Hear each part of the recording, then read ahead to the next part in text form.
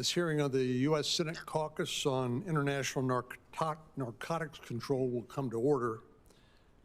The foreign terrorist organization known as Hezbollah has posed a significant threat to U.S. national security and to our ally, Israel, since it emerged from the violence of the Lebanese civil war of the early 1980s.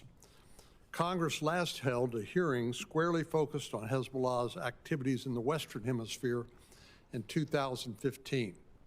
It's time for an update. Much has happened in the intervening decade, and now it's time to revisit our inquiry into this proxy of the world's #1 state sponsor of terrorism and its entanglement with Latin American cartels.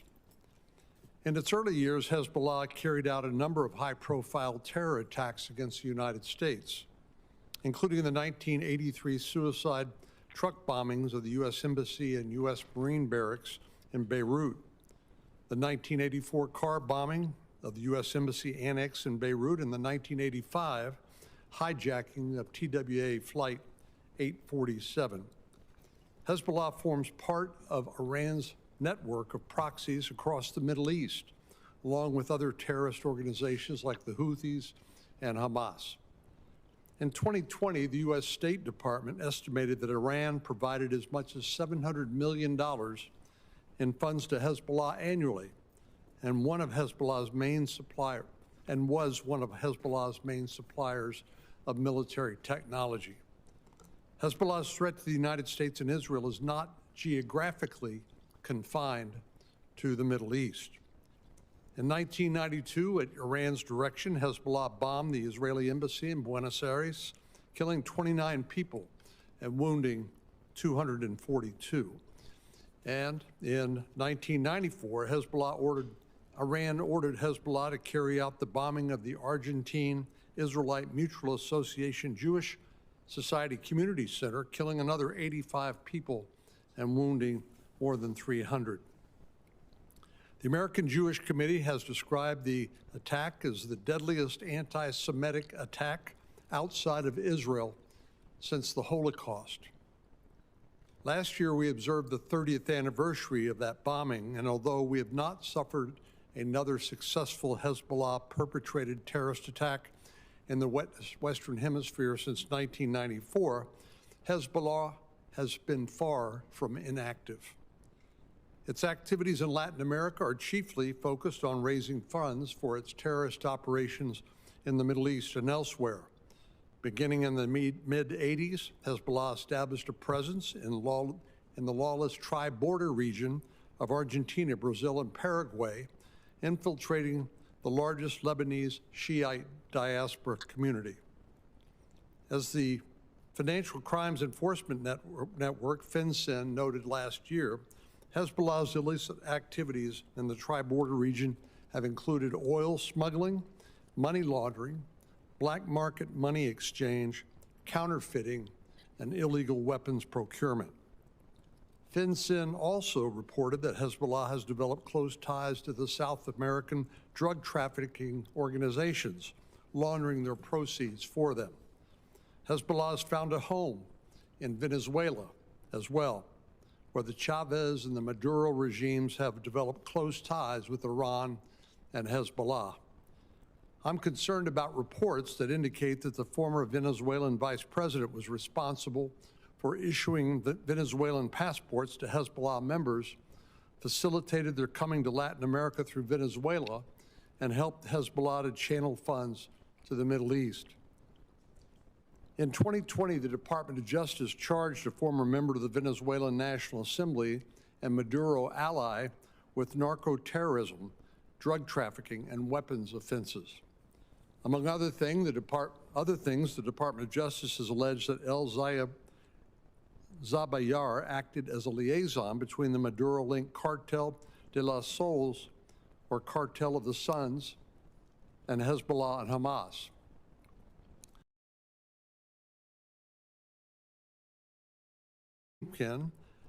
Ayman Joma, his network to Hezbollah as well. In 2012, the department designated several members of Joma's network, including Ali Mohammed Salah, under the Foreign Narcotics Kingpin Designation Act. Salah was a former Hezbollah fighter who led a Hezbollah support cell in Colombia, solicited donations for Hezbollah from local business owners and residents, and acted as a liaison to Hezbollah's Foreign Relations Department and its operations in Latin America, Europe, and the Middle East. More recently, the Department of the Treasury sanctioned Mahdi Akil Helbawa, who established a Colombian-based charcoal company used to launder funds for Hezbollah. While Hezbollah has been a significant terrorist threat to the United States, they have faced significant setbacks in the past year. In 2024, Israel eliminated much of Hezbollah's senior leadership. Hezbollah lost an important ally following the collapse of Bashar al-Assad's regime in Syria in December of 2024. And most importantly, Israel's success in the 12-day war with Iran and President Trump's brave decision to strike Iranian nuclear sites in Operation Midnight Hammer could dry up a key source of funding for Hezbollah. Analysts estimate that before the 12-day war, Iran provided between 70 and 90% of Hezbollah's annual budget. These setbacks may force the Iranian regime to look inward, and Hezbollah may be motivated to look elsewhere for funds to carry out its terrorist attacks.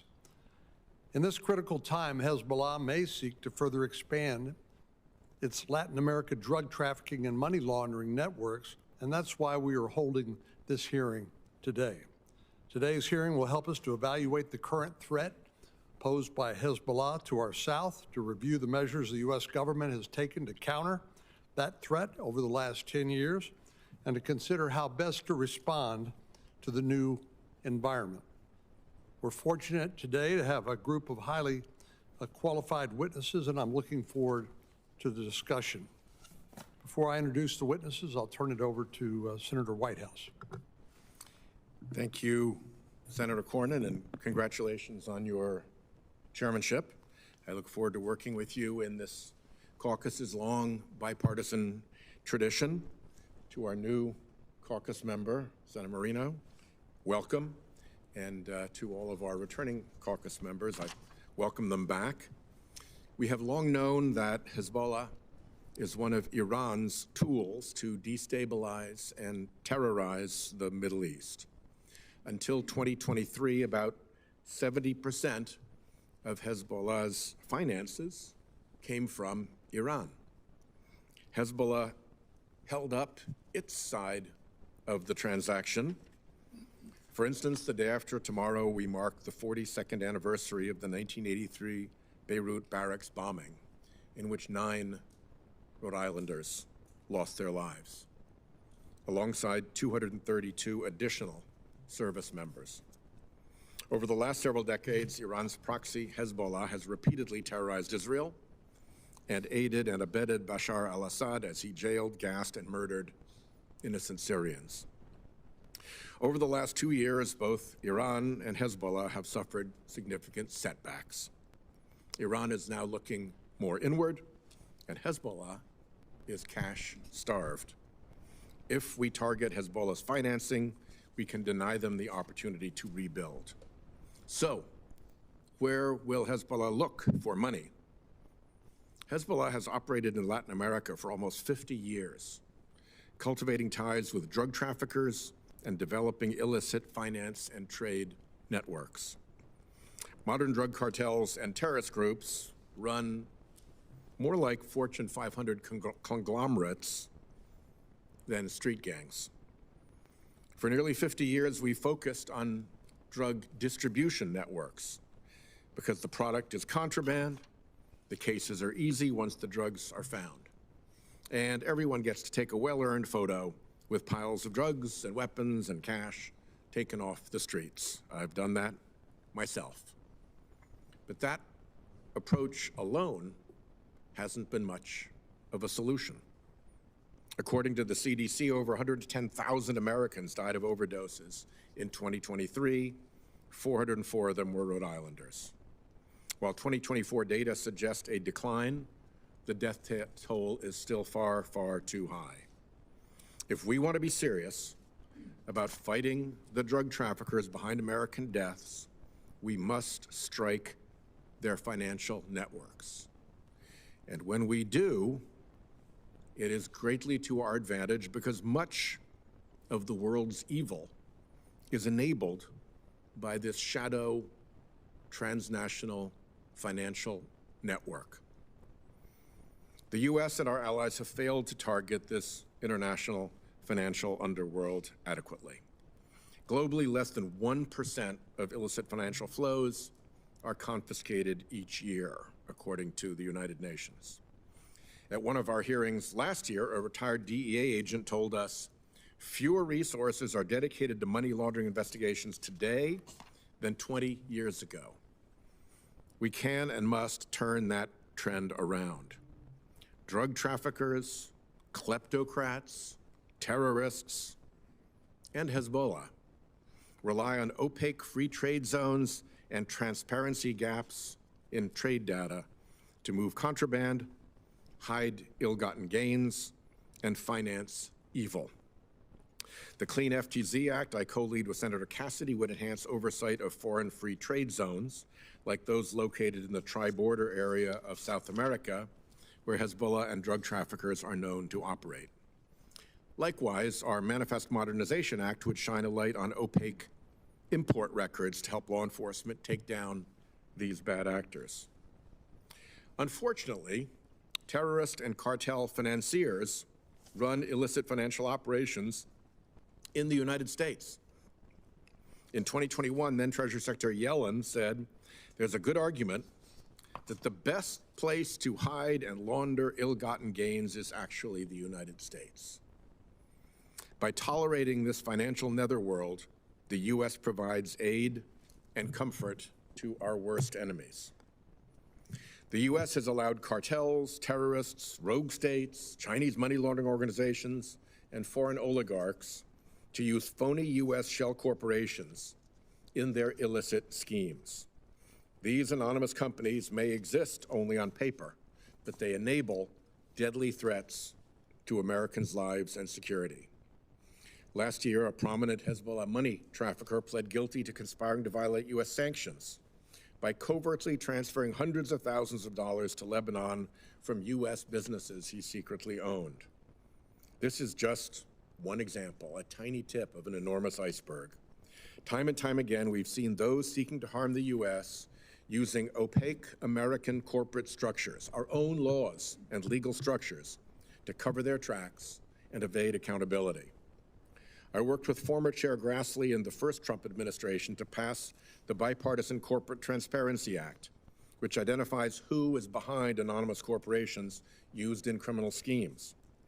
But Treasury Secretary Besson suspended enforcement of the law for all entities formed in the United States, in other words, 99% of the entities covered by the law, which willfully blinds law enforcement investigators who are looking into our country's most dangerous threats.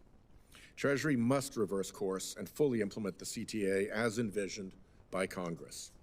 Treasury should also close money laundering vulnerabilities in the investment and residential real estate sectors by implementing the rules that were finalized last year. The individuals servicing this corrupt and covert trade should be held accountable for giving that aid and comfort to our enemies. Finally, Treasury, DOJ, FinCEN, and other federal agencies on the front lines fighting against financial crime and corruption need more resources. We should work in a bipartisan way to make sure they have those resources and that those resources are not diverted to other priorities. With that, I yield back to Chairman Cornyn. Thank you. I'll now introduce the witnesses. First is Dr. Matthew Levant, the former Wexler Senior Fellow at the Washington Institute for Near East Policy and the director of the Reinhard Program on Counterterrorism and Intelligence. Dr. Levant served as Deputy Assistant Secretary for Intelligence and Analysis at the U.S. Department of the Treasury from 2005 to 2007. From 2008 through 2009, he served as a State Department Counterterrorism Advisor to the Special Envoy for Middle East Regional Security, General James L. Jones. Dr. Levant's a graduate of Yeshiva University and the Tufts University Fletcher School of Law and Diplomacy. Ambassador Nathan Sales is a distinguished fellow with the Atlantic Council's Middle East programs. He served as acting Undersecretary for State for Civilian Security, Democracy, and Human Rights from 2017 to 2021, and currently serves as Ambassador at Large and Coordinator for Counterterrorism. In that role, he launched the Western Hemisphere Counterterrorism Ministerial and has led diplomatic efforts to persuade a dozen key partners in Europe and the Western Hemisphere to designate Hezbollah as a terrorist organization in its entirety. Ambassador Sales has also held senior leadership roles in the Department of Homeland Security and the U.S. Department of Justice. Dr. Sales is a graduate of Miami University and Oxford, Ohio, and Duke Law School. He clerked for the Honorable David B. Sentell of the U.S. Court of Appeals for the D.C. Circuit. Marshall Billingslea is a senior fellow at the Hudson Institute, focusing on illicit finances and arms control.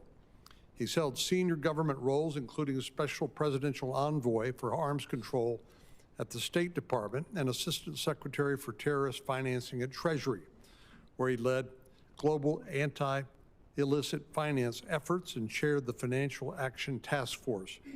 He's also served in leadership roles at the Department of Defense, NATO, and the Senate Foreign Relations Committee.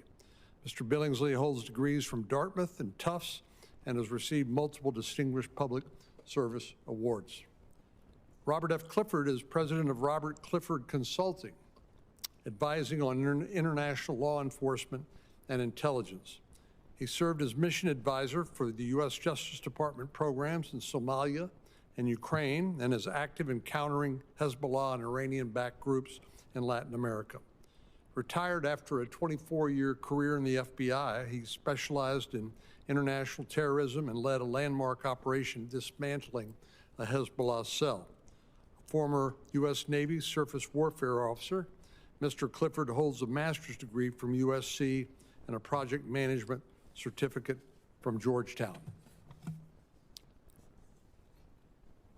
What we'll do now is we will proceed with the witnesses' statements, and if you all will hold those to 5 minutes, we'll then have plenty of opportunity to ask questions and further elucidate your comments. So at this point, Dr. Levant, we'll turn to you. Chairman Cornyn, Co-Chair White House, and distinguished caucus members, thank you for the opportunity to appear before you today, especially with my fellow horsemen of the apocalypse here on this panel.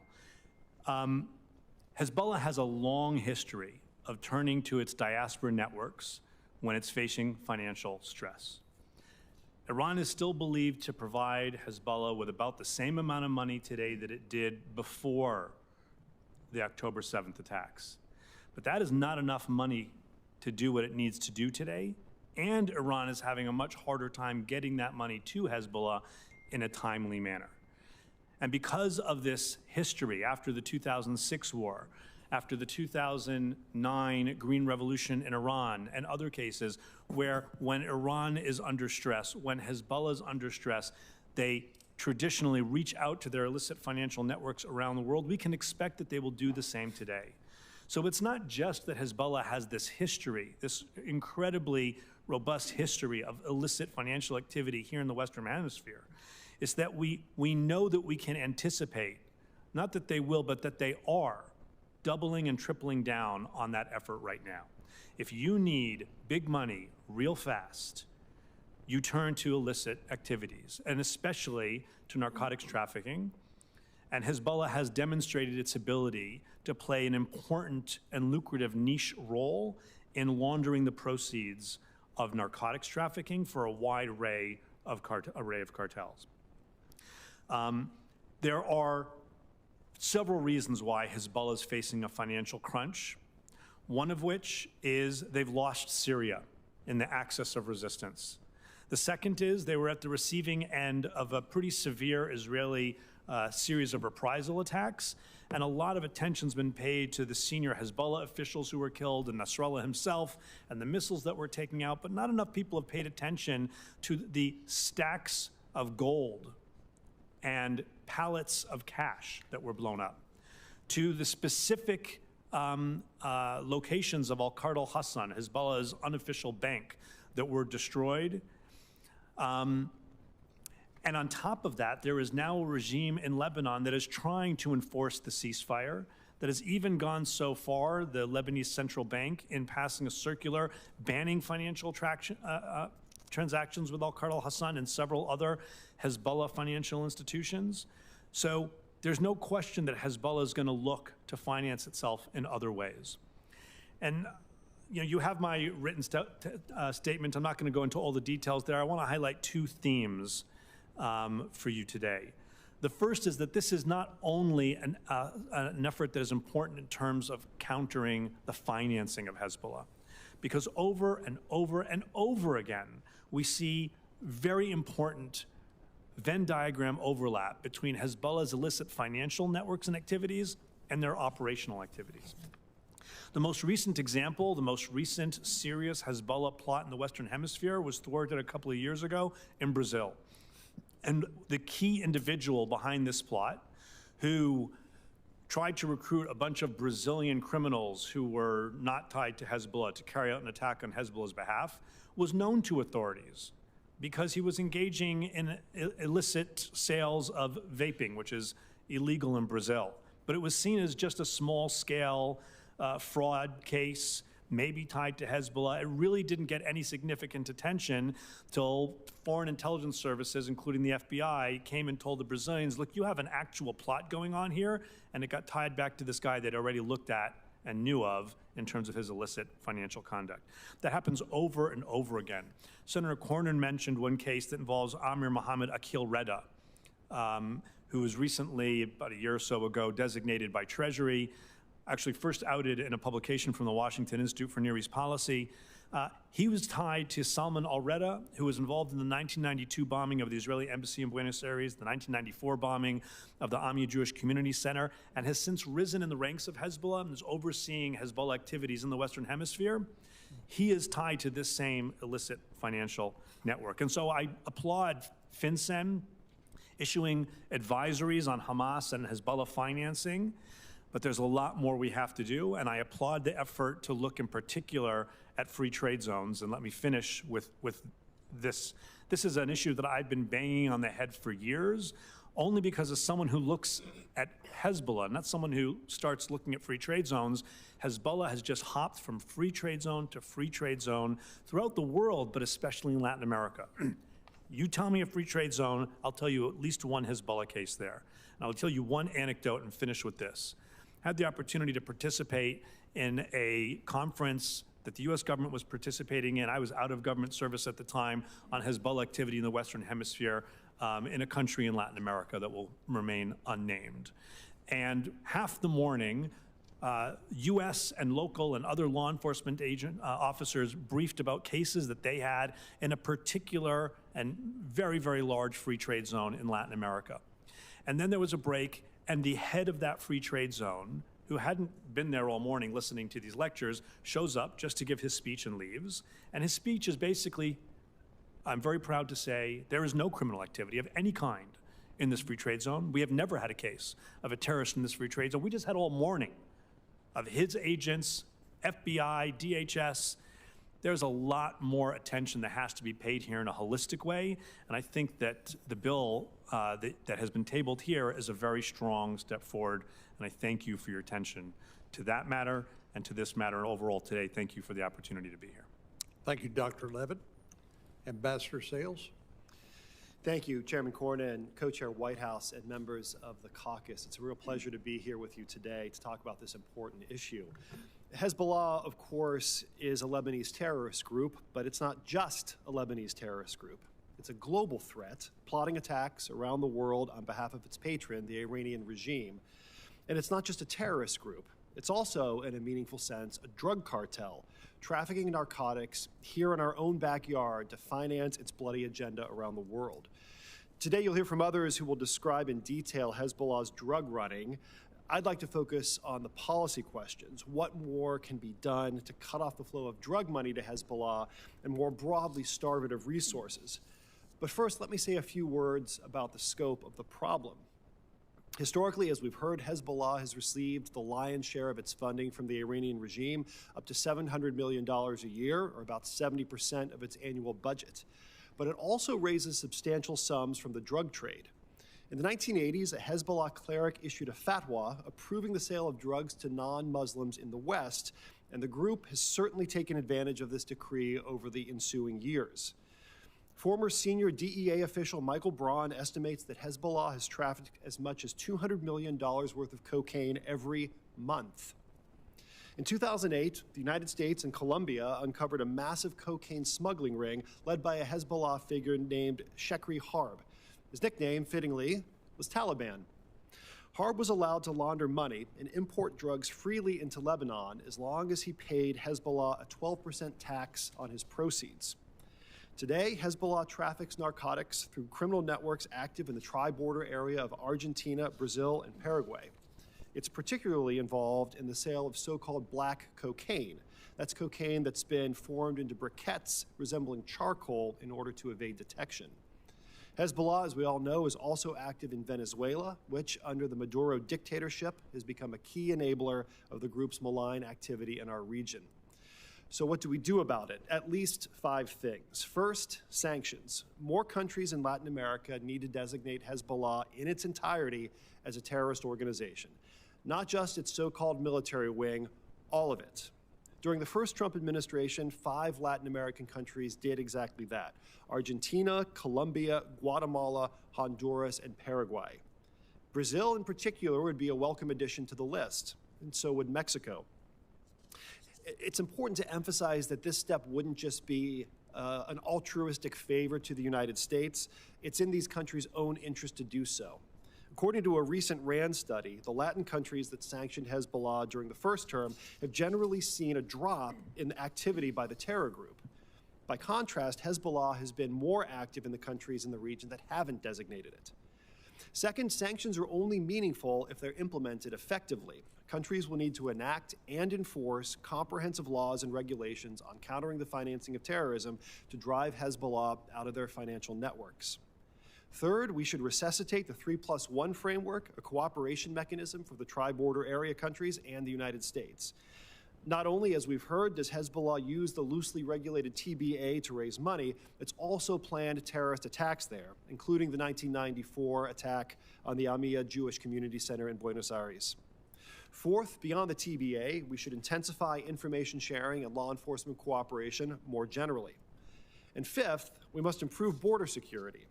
Hezbollah financiers and operatives have long sought access to the United States. The FBI arrested 128 Hezbollah figures in the United States between 1997 and 2020. And we know that other Iran-backed terrorists likewise have planned attacks on American soil, including a 2011 assassination plot against the Saudi ambassador in Washington, and more recent plots against former senior Trump administration officials. Mr. Chairman, Mr. Co-Chair, and members of the caucus, thank you again, and I look forward to your questions.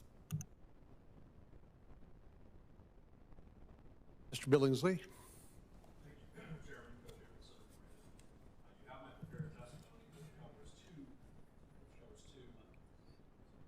You have my prepared testimony, which covers 2 aspects of what the caucus asked to speak about today. I'll focus on the second aspect primarily, which is the role of Venezuela now as central, as the most important facilitator for Hezbollah in Latin America. It didn't start that way. In the 1980s, 1990s, what Hezbollah did was principally move into Colombia as the jurisdiction by which they either obtained legitimate or illegitimate fraudulent paperwork in order to facilitate their movement undetected or uninspected around the region. In fact, one of the main perpetrators of the Amia bombing, which is still the most deadly terrorist attack in Latin America to this date, held a fraudulently obtained Colombian citizenship. So Colombia was the logistics hub at the time. And then they moved into the tri-border area where they engaged in a variety of money laundering schemes. They were not initially into the drug trade, but pretty quickly they moved in that direction. So for instance, if you talk to Paraguayan authorities today, they're very, very concerned about Bolivian origin cocaine still being processed into black cocaine masked as charcoal briquettes. But they also moved into the drug trade in force with the FARC in the late 90s, early 2000s. And that brought them into contact with the drug traffickers on the Venezuelan side of the border. When the Department of Defense shifted focus in Colombia from eradicating coca to arming, training, equipping the Colombian Special Forces to go after the FARC, it inevitably pushed the drug trade across the border into Venezuela, and of course, Hugo Chavez was more than willing to accommodate. And the Hezbollah operatives who were next to this trade, involved in this trade, Chakri has been mentioned, there are many others, they followed suit. And they began setting up shop in Venezuela. In fact, as the Treasury began to move after certain of these individuals, for instance, we designated Ali Mohammed Saleh as a narcotics kingpin in 2011, and then we went after his brother in 2012 and designated both of them as terrorist financiers. They left shop in Colombia and set up shop across the border in Venezuela. One of the individuals I want to highlight for you here, who is really one of the spiders at the heart of this web, is a man named Ghazi Nasreddin. So Ghazi organized, prior to this shift into Venezuela, Ghazi organized a drugs for weapons deal with the FARC that benefited Hezbollah. Ghazi has been a Hezbollah operative for many, many years, but he also holds Venezuelan citizenship, and he served in senior diplomatic posts, particularly in Damascus, where he personally arranged meetings with Hezbollah officials and the issuance of Venezuelan passports to Hezbollah operatives to conceal their identities. Under Hugo Chavez, Venezuela opened its doors to Hezbollah, allowing the group to establish a major footprint, including a paramilitary training site on Margarita Island. As far back as 2002, 2003, when I was at the Pentagon as the Assistant Secretary for Special Operations, we had indications of document forgery on that island, and I've seen documentation that the Venezuelan government was awarding contracts to Hezbollah front companies as far back as 2001. When Maduro seized control, the breadth and depth of the Hezbollah presence in Venezuela dramatically expanded, as did their ties to the narco-terrorist regime and the Cartel de los Sols. Tariq al-Assami, who's been referenced here, held a number of senior regime posts. One of the most critical was he was head of the Venezuelan Passport Agency. And in that role, he directed and facilitated the issuance of a large number of passports to Hezbollah operatives and Hamas operatives. Now, I have seen from the Venezuelan opposition a database of more than 10,400 people that were given Venezuelan passports who were Syrian, Lebanese, or Iranian citizens up to 2019. I haven't seen the more recent data, but we know some of those individuals made their way to the United States, and some of them have direct ties to Hezbollah. As we've now seen lately, as the Israelis have pressed the offensive against Hezbollah back in Lebanon, Saudi press has indicated that a direction has been given for 400 Hezbollah field commanders to evacuate to Latin America, and Venezuela is specifically identified. I don't have information that Maduro is facilitating the issuance of passports for that purpose, but if past behavior is any indication of preference, he likely will be. And I'll conclude with this, to say that first, while under the control of Hassan Nasrallah, Hezbollah operatives were discouraged from the drug trade, at least publicly. Now, privately, the Shura Council never really, they turned a blind eye to the profits coming in.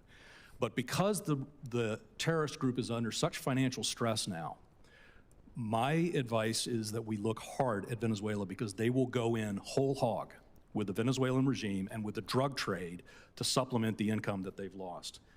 Venezuela is a willing safe haven for what remains as the most lethal, dangerous foreign terrorist organization to the United States, and that is Hezbollah.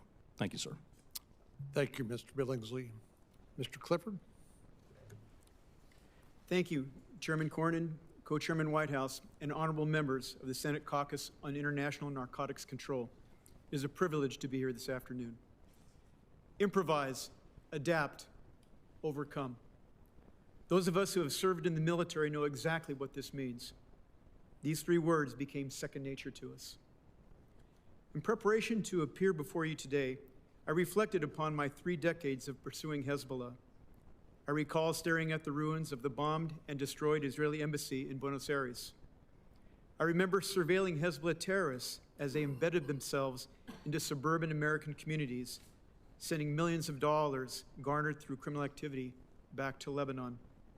And just a few months ago, I walked past Hezbollah front companies laundering money in Ciudad del Este, Paraguay. Hezbollah is always watching us, just as we're watching them.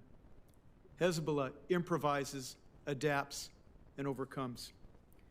If this requires laundering money for deadly drug cartels or aligning itself with violent transnational gangs, Hezbollah will do so. I have provided this background on Hezbollah because it is the reason why we are here today. Hezbollah needs money, and it needs it now. Iran is Hezbollah's primary financial supporter to the amount of hundreds of millions of dollars a year. However, the combination of sanctions, falling oil prices, and military strikes has diminished Iran's ability to financially support Hezbollah at its previous level. Israeli military actions have killed or severely wounded a significant number of Hezbollah fighters, including many of its senior leaders. It is estimated that over 2,000 Hezbollah members have defected from the organization. In addition, the Lebanese army is showing signs of strength over Hezbollah and is attempting to disarm Hezbollah fighters. To win back popular support, Hezbollah has distributed millions of dollars to the families of killed or wounded Hezbollah members. Facing the reduction of Iranian financial support and a growing need for an infusion of cash, Hezbollah is increasingly turning to international drug trafficking. Hezbollah, through interlocutors in Latin America, ships cocaine to countries in Africa with large Lebanese diaspora populations. These countries include Nigeria, Sierra Leone, Ivory Coast, and Guinea. Hezbollah has inserted itself into these diaspora communities, often using religious, political, and familial ties to exert influence and control. These communities are then pressured to allow Hezbollah to operate its drug trafficking shipments without impediment. From these countries, Hezbollah will traffic cocaine into northern Africa and then deep into Europe. Hezbollah is weakened, and perhaps at no time in its violent history has it faced such a challenge to survive. But there should be no doubt, Hezbollah is evolving to not only survive, but to emerge even stronger, especially in our own hemisphere. One thing is certain, Hezbollah will improvise, adapt, and overcome. Strengthening law enforcement operations against Hezbollah's criminal activity will necessarily degrade its terrorism capabilities. 3 recommendations to further weaken Hezbollah include: 1, encourage nations around the world to designate Hezbollah as a terrorist organization. For many countries, this designation will unlock multiple investigative and prosecutorial capabilities. Currently, the only countries in Latin America that have designated Hezbollah as a terrorist organization are Argentina, Colombia, Guatemala, Honduras, and Paraguay. 2, support the expansion of international training opportunities. The crime-terror nexus of Hezbollah is underappreciated in many parts of the world, but especially in Latin America. International drug trafficking fits squarely into this. And finally, support the establishment of multinational and regional information fusion centers. Another timeless military maxim is, intelligence drives operations. With such a dynamic transnational threat as Hezbollah, it is paramount to bring together international and regional partners. I believe we have a unique opportunity to further erode Hezbollah's proven terrorist capabilities and global reach. A focused international campaign to dismantle Hezbollah's criminal infrastructure will deal a heavy blow to a very capable but weakened Hezbollah. Thank you for the honor of appearing before you today. I look forward to responding to any questions you may have. Thank you, Mr. Clifford, and thanks to each of you for your outstanding presentation. I know we have questions for you, but we also have a vote going on the floor of the Senate. So what I'd like to do is just hit a pause here for the next 10, hopefully no more minutes than that, and then we'll come back and we'll engage on questions. If you'll please be patient with us, that's the way I'd like to handle it. Thank you.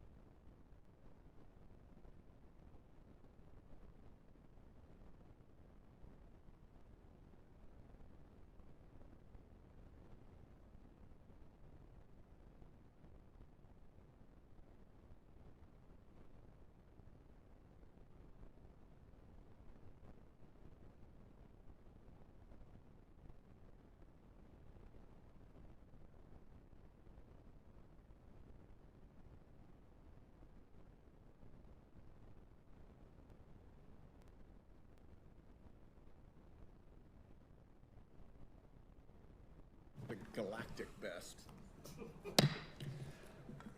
We'll reconvene the hearing, and let me thank the witnesses in the audience for your patience. We get paid to vote, so we better go vote when the opportunity presents itself. But I want to thank all of the panel for your opening statements, and I know there are a lot of questions. I'd like to start with the observation raised, I think in the Ambassador Sales, you may have mentioned the RAND study, one of the witnesses did, that was done in spring of 2025. And this statement is in that study. It says, Hezbollah collaborates extensively with government officials in Venezuela on intelligence, infrastructure, securing arms, identification documents, bank accounts, and pipelines for moving operatives and equipment. It goes on to say that in 2022, Iran and Venezuela formalized a 20-year cooperation agreement in which Maduro explicitly aligned his country with Iran's axis of resistance. And it refers to Iran's strategic partnership with Venezuela. I think for many Americans, including me and other members of Congress, we always believed or knew that there were terrorist operatives in South America because of the well-known terrorist attacks that we've talked about here, but perhaps didn't know that Hezbollah was so intertwined with the government of President Maduro as it was previously with President Chavez of Venezuela. And I wonder if maybe starting with Mr. Levitt, you could comment on that. And I guess as I think about Hezbollah, I think they're not just a terrorist organization, but they also basically run the government in Lebanon. And I wonder, do they have similar aspirations in countries like Venezuela? Thank you for your question. First, I think it's important to note that while Hezbollah had tremendous sway, they didn't run the government, they had tremendous sway over the government, a blocking third in the parliament, ministers, et cetera. In Lebanon, today they're under much more pressure because there's a new government there that is trying to implement the ceasefire. They're not looking to run the government in Venezuela and have the burden of governance, but they're looking to have as much influence as possible. They're looking to have people who are in a position, as Marshall and others said, to be able to provide them whatever passports they want. If they want to be able to engage in a money laundering scheme together with Hezbollah and Venezuela and Iran trading gold, which they do, they want to be able to have people who can facilitate that. If they want to be able to travel throughout the region and travel through Venezuela, they want to be able to do that. I think that it's not an exaggeration to include Venezuela today in what some people refer to as the axis of evasion, sanctions evasion, which is clearly Russia, China, and Iran and North Korea. But Venezuela now plays a very important role in that too. And so I wouldn't quite put Venezuela in the axis of resistance, but it's right next door, and it's a very important ally. And the fact that it is an important ally in the Western Hemisphere is something that has to give us pause, because it's not just a question of illicit financial activity, it's also a question of operational activity. And it's a question of undermining policies not only here in the Western Hemisphere, but elsewhere. If Venezuela enables or plays a role enabling Iran to move illicit funds, to access gold, to sell oil, to barter oil, then that's undermining our overall sanctions policy and a whole set of other issues. So Venezuela plays an important part in this illicit network as it reaches the Western Hemisphere. Mr. Clifford, I think maybe Mr. Billingslea was the one who mentioned the cartel of the Suns. And I'm familiar with the Mexican cartels, but frankly not as familiar with cartel of the Suns. And I wonder, Mr. Clifford, then Mr. Billingslea, could you talk a little bit about Maduro's role as head of the cartel of the Suns and what sort of illicit businesses they're involved in? Well, thank you for the question, Senator, and I'll join with you, sir. Just as an overview, the cartel, they say the cartel of the sun because within the Venezuelan military insignia, where our generals have stars, they have suns. And that is, that is why they call this the cartel of the sun, is because there is a belief that the most senior military leadership of Venezuela is involved in narcotics trafficking, allowing military transport aircraft infrastructure to facilitate narcotics trafficking from South America to Africa to Europe. Mr. Billingsley? Senator, that's exactly right. The Cartel de los Soles is a reference to the entire kleptocratic structure that surrounds Maduro and the rest of the senior leadership in the country, who have collaborated together now for many years to divvy up the spoils of the country. And it goes from a wide range of drug trafficking initiatives, but it goes all the way through to the looting of illicit gold mining in the country, the destruction of the rainforests, the oppression of the indigenous peoples as they do that, the contamination, mercury contamination you can see from space as they process the gold. They divvy up the oil proceeds. So it's the rampant looting of the entire country, but the main revenue generator for the regime is the narcotics trade, which is why so many of them have been indicted here in the United States on drug charges. Thank you. Senator Whitehouse? Chairman Cornyn, thank you. Again, thank you to all of the witnesses. I begin with the theory that a considerable amount of the evil in the world is supported by a shadow financial system that operates to accomplish two things. One, protect these criminals and kleptocrats' assets behind rule of law, while at the same time protecting the criminals and kleptocrats' assets from rule of law, which is accomplished by secret accounts and secret means of transferring funds, and that it's dangerous to all of us, and we need to focus on it.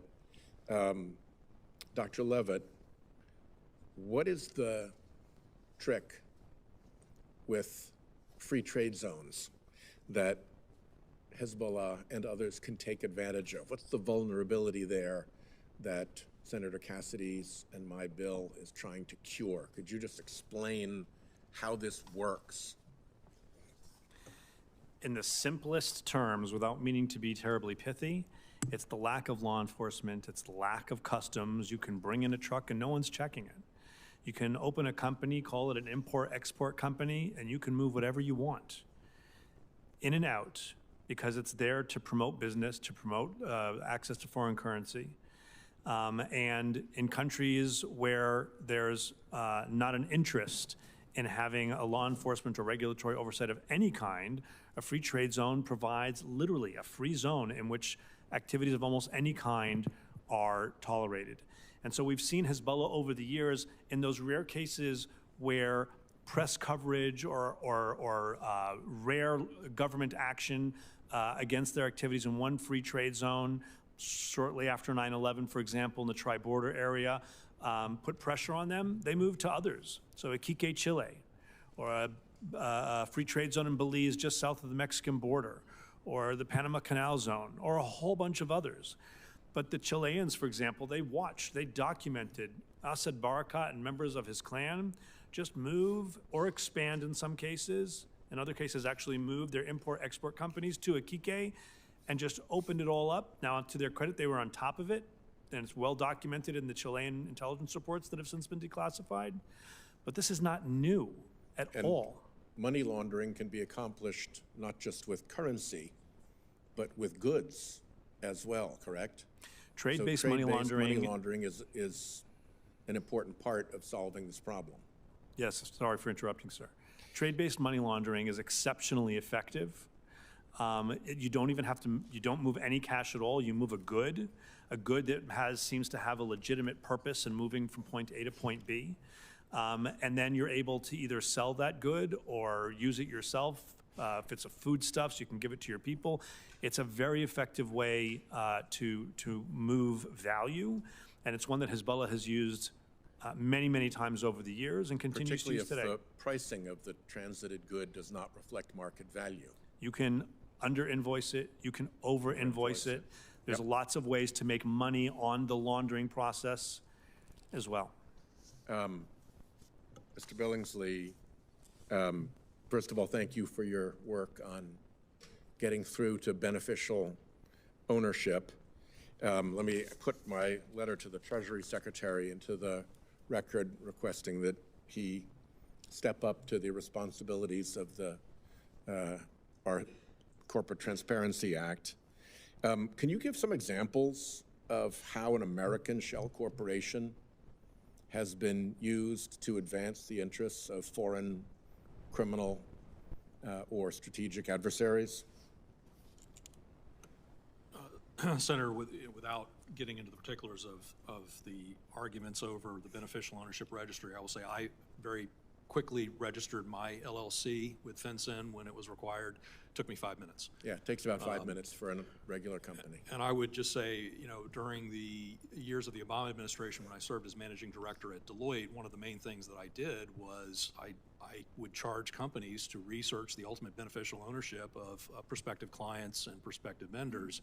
Made a lot of money doing that, and it was unnecessary. If we'd had a beneficial ownership registry, nobody would have had to pay for it. Let me ask you one last thing as my time runs out. Imagine a world in which we had collectively made governments sponsoring secret accounts that hide assets as unacceptable as governments allowing child labor. What would the security and law enforcement consequences of a world like that be for the average American? The opacity of shell corporations. Now, there are some cases where shell corporations are legitimate for tax optimization reasons and so on. But the opacity that comes in a jurisdiction which does not have a beneficial ownership registry, in my view, poses a significant threat. We have seen so many cases, including here in the United States, where, let's just take the Venezuelans, where so many of the regime officials created shell companies here to hold real estate, to hold planes, to hold all kinds of tangible property. Having been president of the Financial Action Task Force, which is the global anti-money laundering watchdog during the Trump administration, the principle of having a beneficial ownership registry is a global standard. Now, we here in the United States have a number of offsetting capabilities that other countries don't have that ameliorates that and allows our law enforcement to continue to function without such a registry. But there is no question that the lack of transparency in corporate structures is a threat to our national security. Thank you. Mr. Moreno. Thank you, Senator Cornyn, for your leadership in this area. It's very important. I know it's important to your state, and nobody cares more about your state than you do. It's impressive, actually, to watch how much you care about Texas. Mr. Clifford, let's start with you. Let's start on the other side of the world. How important was Israel's basically crushing of Hezbollah? How important was that in this conversation when they absolutely annihilated Hezbollah? Thank you, Senator, for your comment. I would submit that the initial killing of Hassan Nasrallah dealt an incredible blow to the morale of Hezbollah, because for years, Hassan Nasrallah operating throughout the world, directing his operatives through the external service organization, just almost operating without impediment. So his killing sent reverberations through. But it wasn't, sorry to interrupt, it wasn't just him. It was the entire leadership structure. Yes, sir, that's Hezbollah, right. right? That's exactly. So in essence, Israel did America a huge favor by taking down this absolute strong terror network. And I say that to you because I see a lot of hand-wringing here about Israel and not supporting Israel, when in reality, that was a key cog in this wheel. Would you agree? Yes or no? I would, Senator. Okay. So let's jump over to you, Mr. I'll just say Marshall, since I can't pronounce your last name. So in Venezuela, is Maduro a legitimately elected leader of a normal government? No, he's not. Would you think it would be wise for the United States government to declare Venezuela a state sponsor of terrorism? I think there's a good argument for that, Senator, but that's a very detailed legal process that Ambassador Sales actually oversaw at the Department of State.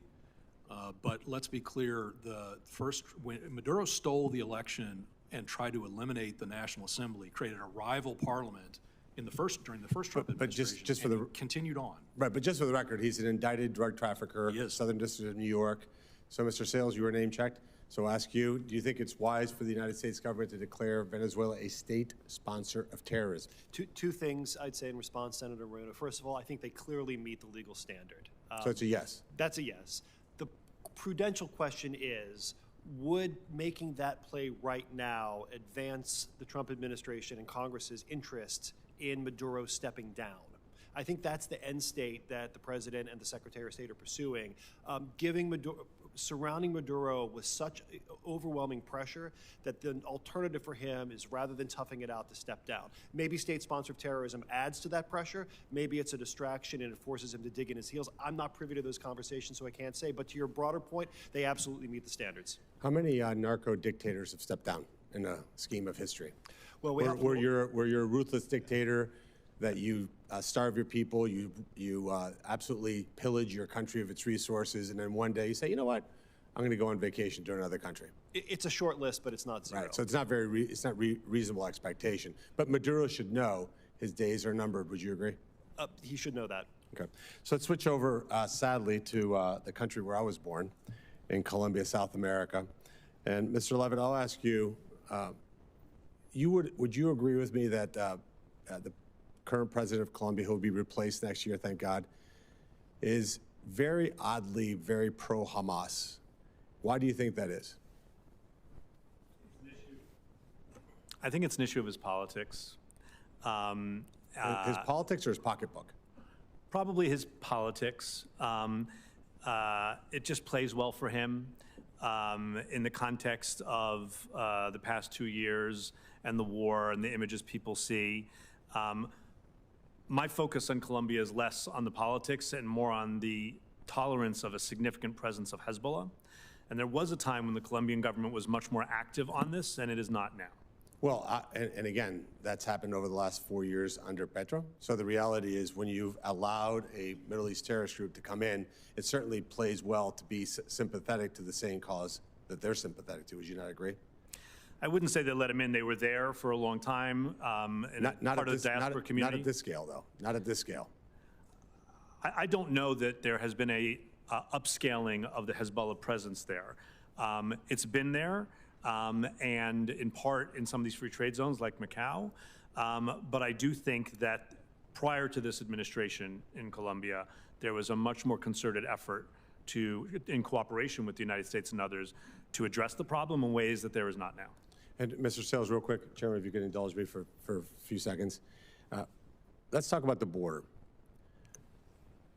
Have you ever seen a policy more idiotic than allowing our border to be wide open when you had all these terror groups flowing into Central and South America, where you have a convergence of drug trafficking, human trafficking, money laundering, and underlying that, legitimate businesses that actually, to the senator from Rhode Island's point, have the appearance of legitimacy, but can be very competitive because, of course, these illegal funds are flowing down. Describe to me, briefly, because I'm going to be cut off here, how insanely idiotic was for us to allow that policy to have gone on for 4 years.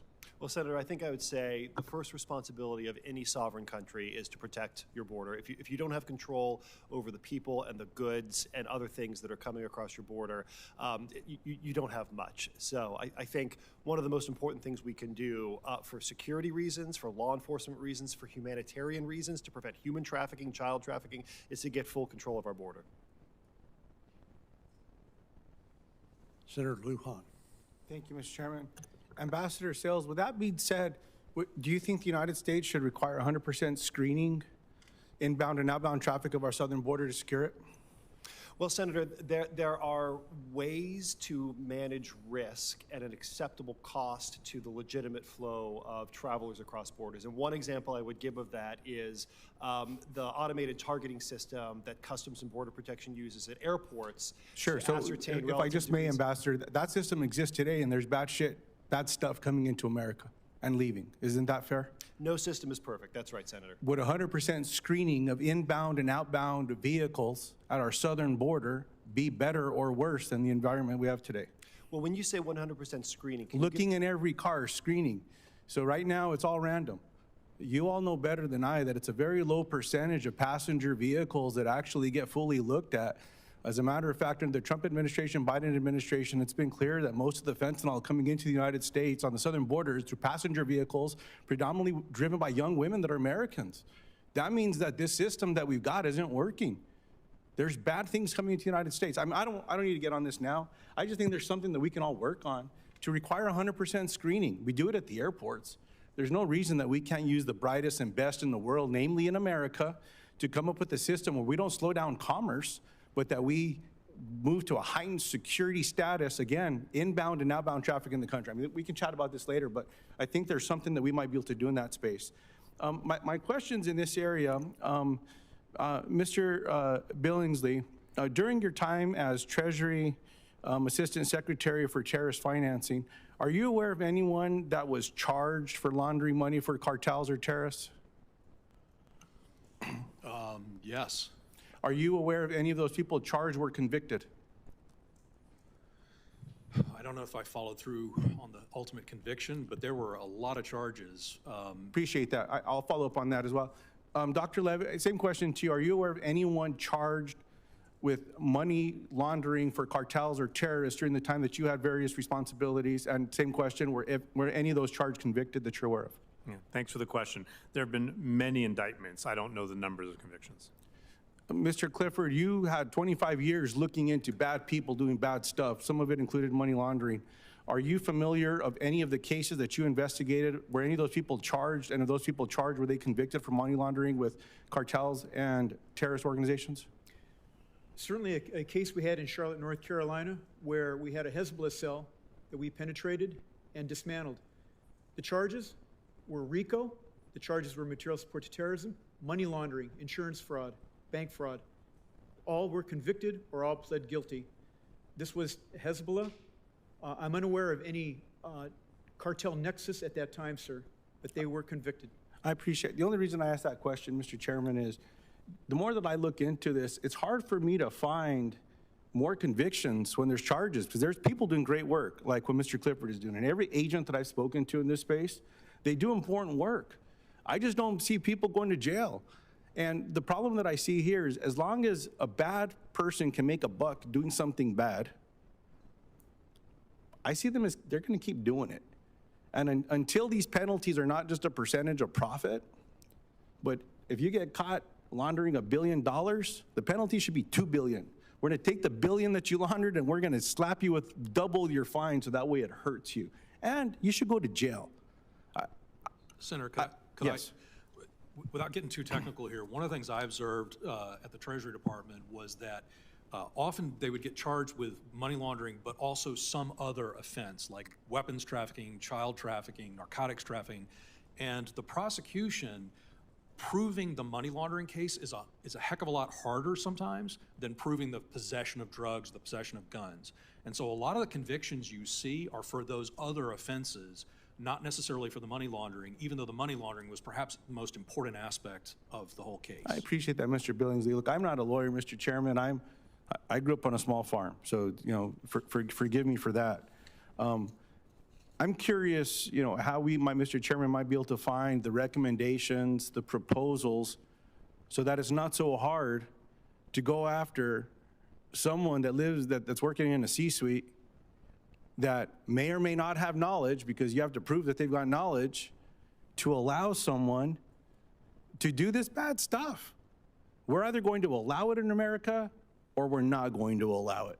And we all have constituents that are dying every day. And so I'm certainly hopeful that in this area, whatever that think tank is, whatever that group is, we've got a group of experts right here. Who are those people that can tell us? And I'm leaning a little bit more toward those agents. No offense to my friends that have done good work for us going after bad people. But what is it that's in these cases, in these investigations, that doesn't rise to those people getting put away? So I appreciate it, Mr. Chairman. I value my assignment on this. responsibility. I look forward to working with my colleagues so we can keep more people safe. And thank you all for your service as well. Thank you. So we'll do another round of questions. So this is a complex area of law enforcement, terrorism, money laundering, illegal drugs, and a whole lot of other things that you all have talked about here. But if you happen to be sitting at home and listening to this, I think the question most people would ask, whether they say it out loud or ask themselves, is so what? So what? So can you all each take a stab at answering that question? In other words, why is this, should this be important to the American people? Dr. Levitt? I really appreciate the question. Look, it's not just that we have a serious drug problem in this country, and as the senator said, every state in the union has horrific numbers, but this is also a terrorist group that is working with Iran. It's working with regimes like Venezuela to do things that undermine the economy and that enable a terrorist group, to potentially carry out attacks. We're not talking in the about United States? Certainly in the Western Hemisphere. We've had several arrests and convictions of Hezbollah operatives in this country who were carrying out pre-operational surveillance of FBI offices and other federal buildings, and of individuals in New York and in Michigan and JFK International Airport and Pierce International Airport in Toronto, surveillance of the U.S. and Israeli embassies in Panama, plots in Chile, in Brazil, Colombia. And Colombia was also doing surveillance of the U.S. Embassy. This is a combination of the worst of the worst. Terrorist groups, rogue regimes, and narcotics traffickers. It ticks every box that should have our interest, and that if we can do things, and we can do things, including the bills that you've put forward, to make it more difficult for them to be able to do whatever they want in free trade zones, to make it more difficult for people to be able to hide the beneficial ownership, then this will make a difference in the lives of your constituents. This is not some esoteric concept. Ambassador Sales, so what? So what? This matters because Americans are at risk of terrorism, and Americans are at risk of the consequences of the narcotics trade. In addition to what Matt said about Hezbollah casing targets in the United States and across the world, I also want to point out that U.S. law enforcement and our partners around the world have detected a number of Hezbollah weapons caches located in cities around the world. It's typically ammonium nitrate stored in large amounts that they get from cold packs and first aid kits. Enormously volatile chemicals that could be used to produce explosives that are quite deadly. That's not an abstract threat. That's happening now. That's happening around the world as we speak. And the narcotics trade affects us all. How many of us know a friend or a family member who've suffered from losses resulting from the drug trade? Senator Whitehouse, you mentioned the numbers from 2023, the overdose numbers in 2023. In 2024, they're a bit lower, but any number above zero is catastrophic. 80,000 deaths in 2024. Of those, more than 48,000 from fentanyl, 22,000 from cocaine. Those numbers are unacceptable to the American people, and Hezbollah has a part in those numbers being where they are. Senator, if I could just mention that those ice pack cases, one of them was in Houston, Texas. Yeah, Senator, so what? So Hezbollah has killed lots of Americans over many decades. You mentioned a few of the attacks, the Marine Corps barracks bombings being a good example. So what? Hezbollah is the most effective operational arm of the Iranian regime, which is a regime that continues to pursue the destruction of the state of Israel and which continues to harbor nuclear weapons ambitions. So what? One of the guys that Dr. Levitt mentioned, who was arrested surveilling attack sites in New York, was also surveilling a way to shut down the Panama Canal. You want to hurt the Americans in the pocketbook? Let Hezbollah take down the canal. Final so what? Hezbollah has been training the Houthis on how to use drones and ballistic missiles to attack U.S. vessels and to shut down shipping in the Red Sea, which is spiking prices. So those are just a few examples, not to mention the so what of Hezbollah now being deeply embedded in Venezuela, helping drive that swamp, which is attracting more and more snakes by the day. And Mr. Clifford, before you answer that so what question, Do you believe that Hezbollah operatives have made their way from South America across the southern border and are currently located in the United States? I don't have any empirical information at this time to say that, sir. What do you believe?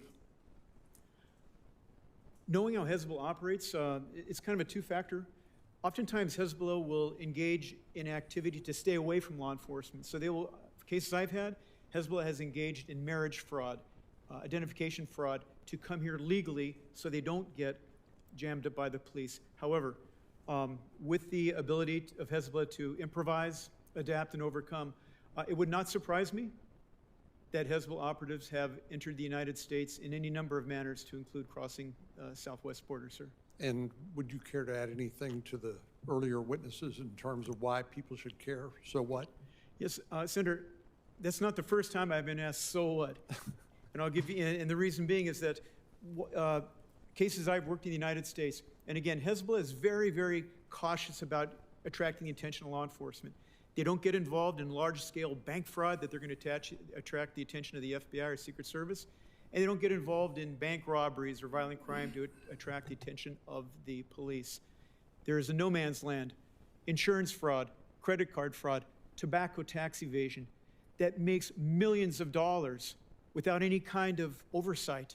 And this money, Senator, is utilized to purchase dual-use equipment that has drastically affected the lethality of Hezbollah attacks overseas, has garnered together support for Hezbollah cells in the United States. So what?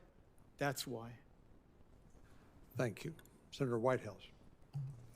Thanks very much. Dr. Levitt checked the boxes of terrorists, rogue regimes, and narcotics traffickers, all of whom are supported by the transnational shadow financial system, which I think now is more or less unified, coalesced into a easily accessible international operation.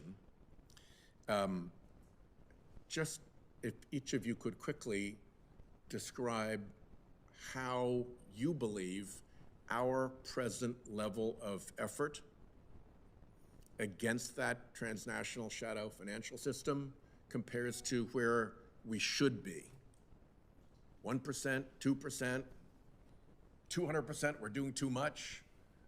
How do you think we are compared to where we should be in battling that, investigating, exposing, and battling that financial system? Start with you, Mr. Levitt, and shoot right across. To be perfectly blunt, for all we're doing, and we're doing a lot, I'd give it a generous 5%. 5%? That sounds about right to me, Senator. About 5? I think it's high. You think 5% is high? Yep. Same, sir. Aye. 5%? Okay, well, that's good to know. We could do 20 times as much. We need to. I'm with you. As my time closes out, I just wanted to flag one issue. I don't know if any of you have spoken to this before, but we're coming up on a Ukraine bill in which I'd like to get attention to a particular problem that the Department of Justice has when it deals with foreign criminals, oligarchs, sanctions violators, and so forth, with respect to asset seizure. And it relates to this shadow financial system in which assets are hidden so that the people who stole them can keep a grip on them from law enforcement. And the perfect example is an oligarch yacht. But it could be a narco trafficker's yacht, run through a lot of the same, Cypriot bank accounts, Cayman Islands shells, Dakota trusts, who knows what. At the moment, under US law, an asset that is seized by federal law enforcement under $500,000, law enforcement can proceed against what lawyers would call as in rem. And I'm sure those of you with law enforcement experience remember doing this. And you see it happening because the case is styled United States versus $40,000 found in trunk of Chevy Chevelle. And there's a public notice of the proceeding against that $40,000, and anybody who wants to claim that $40,000 gets to show up. The Department of Justice did this with botnets. Notice to the world, here's this botnet. We're about to take it down, strip it off the internet. If it's yours, come show up and challenge us. If not, we'll get a court order. And of course, nobody shows up because they'd have left out the back of the courthouse in handcuffs. Right now, we do not have the ability to proceed as United States versus Mega Yacht Esmeralda, I'm making up the name, because we have to go through all the arcane procedures trying to figure out the ownership.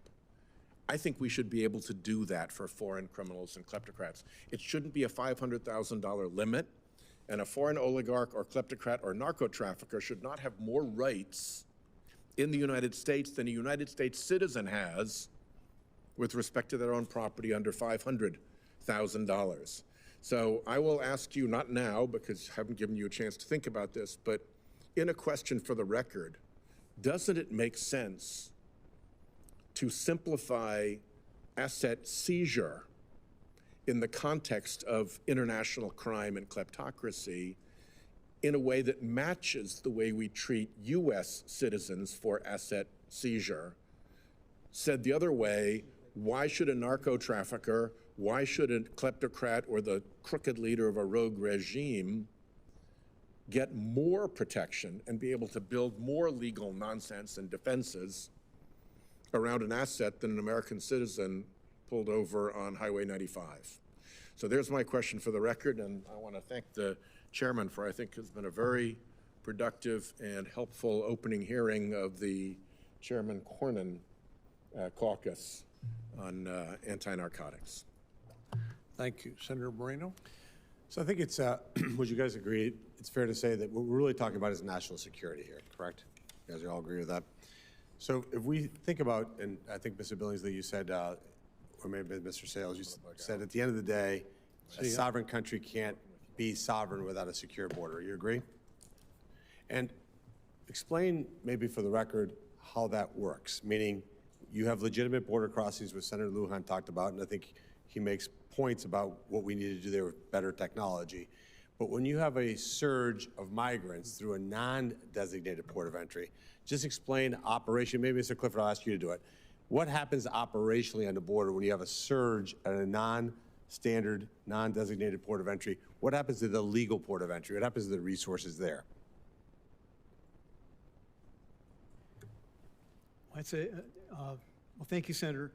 That's a logistical, organizational question. It's difficult to answer without knowing the specifics of that surge, where it is, what kind of... Well, let's say it's far away in a non-designated port of entry, and you have your two legal port of entries that are doing it. Wouldn't it be common sense to say, hey, we need more resources, and you weaken these two places because you have to surge over here to the place where you have 18,000, 20,000 people crossing, claiming falsely asylum? Wouldn't that be accurate?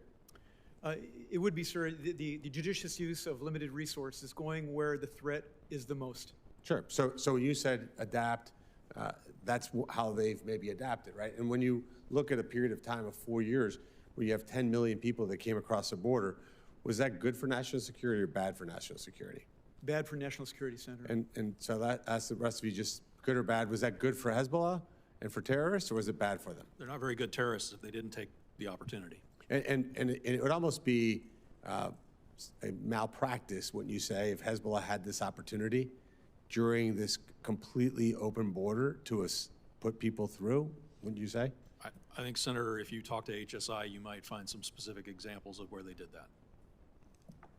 It's a real concern, Senator. I don't have the data to back it up. I'm a private citizen who reads the newspaper. I don't get the exquisite reporting anymore, but it's certainly a vulnerability, and terrorists are very good at exploiting vulnerabilities. And maybe, Mr. Levant, you can answer the question a little bit differently. If you were a Hezbollah terror operative and you were able to surge the border, where would you go in America? Like, where would you pick to go? Would you go to a sanctuary city, or would you go to a city where law enforcement is respected, immigration rules are enforced? If you had those two choices, you have a binary choice, where would you go? I think it's worth pointing out that of all the cases I know of actual Hezbollah operatives in kind of the country, less than 5 that I know of actually chose to come in this way. As as Bob Clifford, by as Bob definition- Clifford noted, there's by other bays with better operational security to come in. But by If definition, we I- don't know. By definition, we don't know because they don't they don't participate in a census. We just have to use a standard called common sense that says, well, if you have a surge of 18,000 people in one area, maybe we'll sneak in a half a dozen there, and you're going to probably go to a sanctuary city because you're actually going to be given sanctuary. Well, that's just common sense. And again, they don't participate in a census. They don't get a survey monkey on their iPhone and they fill out and say, are you a terrorist? Where are you? Just checking. I didn't get that survey monkey myself either. It is a viable theory, but like you said, it is just that. It's not based on data. So let's move to the next piece. So you have the border wide open, huge problem. Sanctuary cities, gigantic problem. Certainly helps the terrorists and helps the people that are bringing harm to this country. How about impeding ICE operations? Is that helpful or harmful to terrorists? If I'm a terrorist, the last thing I want is law enforcement on my trail. All right, so when you see the impeding of ICE operations, it's ultimately decently ironic because what you're doing is you're helping the criminals. Is that correct? Mr. Billingslea, would you like to add to that? I think that's exactly right. And then deportations, like if we want to get people out of the country, trying to jailbreak deportees from foreign jails, is that helpful or hurtful to national security? It's hurtful and illegal. Well, not exactly illegal. That was done. I mean, when you go down there and have margaritas in a foreign jail with somebody who we deported is probably not helpful.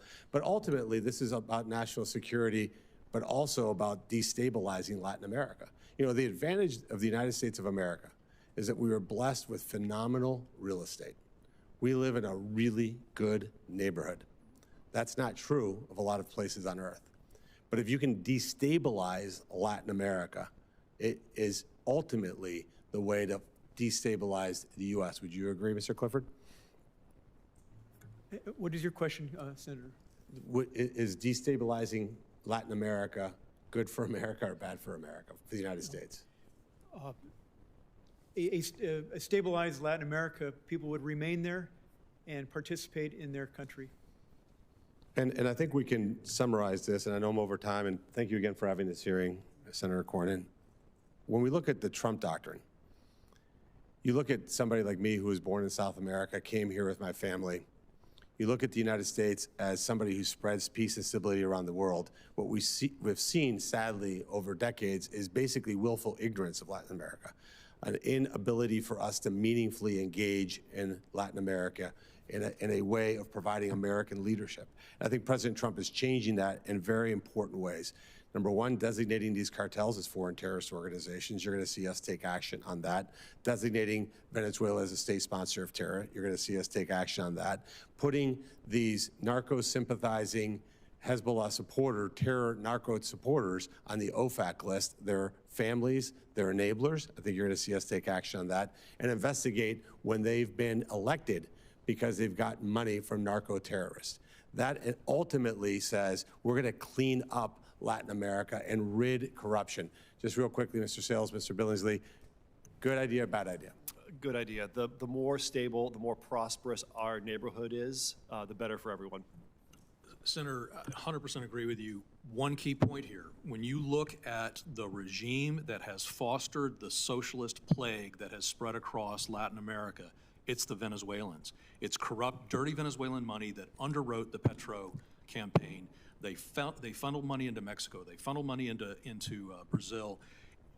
Once we have democracy restored in Venezuela, all of that subversion money that has been underwriting the socialist campaigns around the region dries up. So does the oil revenues to the Cuban regime, all of the support to the Nicaraguans. We forget about what Ortega is doing to the Nicaraguan people. It's a travesty. So the solution begins with the restoration of democracy in Venezuela, in my humble opinion. I couldn't agree more, and I think we're going to free Venezuela, and that will be one of President Trump's many, many legacies. It's long past due, and I think his days are numbered, and I would be surprised if he's still in Venezuela by the end of this year. Thank you, Mr. Chairman. Mr. Lujan? Thank you, Mr. Chairman. Mr. Levitt, Treasury has been aggressive in sanctioning Hezbollah-linked money exchanges such as Shams exchange and Lebanese Canadian bank, making it more difficult for them to access money in the traditional banking system. Now, my question is the United States now seeing Hezbollah's illicit finance infrastructure include digital assets, crypto mining, or use of crypto exchanges in the tri-border area? Not only in the tri-border area, in Venezuela. We haven't seen huge numbers yet, but I would expect we would see this as a growth area. They'll continue to use those exchange houses, and some of them, including Shams, still exist and still function. In Lebanon, we need Lebanon to take more action, but I do think that the level of illicit financial activity through crypto is only going to increase. And Mr. Billingsley, seeing your reaction there, given the rapid rise of decentralized finance platforms, how would multilateral mechanisms reduce the risk caused by the regulatory gap that allow Hezbollah's financing activities in the region? The most important thing, in my view, is that we have to continue to insist on the standard that that crypto asset service providers are treated the same way that money service businesses like Western Union and others are. You need to come in and furnish identification on who you are. You need to furnish identification or information on who you're sending the money to. And that information needs to be preserved for a minimum of 5 years for law enforcement to have access if they come knocking. That is the standard that we adopted at the Financial Action Task Force globally, and we need to follow through here in the United States to enforce that domestically as well. Mr. Billingsley, would you say that FinCEN, one of the tools that exists with looking at financial institutions in the United States, is there a way to strengthen that? Going back to the point that I made earlier, which is if these investigations are showing that bad people are doing bad things, a financial institution says that they get caught laundering or they get charged, alleged laundering, then they come up with the corrective report. The way that I understand it now is they work with Treasury to hire someone that they agree upon to audit themselves and to implement the correction. I don't understand that. I mean, that sounds like a pretty good business to be in, to get hired by the person accused to say, well, tell me how to do the crime better, I guess. I don't know, so I don't get caught. I'm really curious as to what can be done to strengthen not just this environment as we're having a marketing structure conversation in America, and everyone in the industry that I've spoken to, they want to do better here, and they insist that a strong market structure policy would create a better environment. I believe that by doing that we can create a better environment for financial institutions in America. Do you have a reaction to that, or you want to put some thought into that and maybe respond later? Maybe I'll respond. I appreciate that. I know I served as a Treasury imposed independent monitor on a large European defense company that was doing a whole bunch of stuff they shouldn't have been doing. And they had to pay for me at Deloitte when I was doing this, but I was not on their payroll, and there was never any doubt as to who I reported to, which was the U.S. government. So some of these independent monitorships, I would say are probably the right way to go, but I'd be happy to talk further with you about that. I appreciate that, Mr. Chairman. Maybe I can get something into the record, but I'd like to do a follow-up in that space and see if there's something that we might be able to find in a bipartisan way that we might be able to find some agreement in this space. I appreciate that. Well, thank you to each of you for your expert testimony here today. And I was just going through your written statements, and virtually all of you have made recommendations to us on policy responses to the problem that you've identified here. But there may well be a short period of time where there will be some additional questions for the record. So if you'll be looking for those and get your responses back to us promptly. But I'm sure you have prompted more than a little thought and maybe some ideas about solutions to some of this problem that many of us were unaware of. So you've performed a real public service by being here today, and you have our gratitude. Thank you so much. The hearing is adjourned.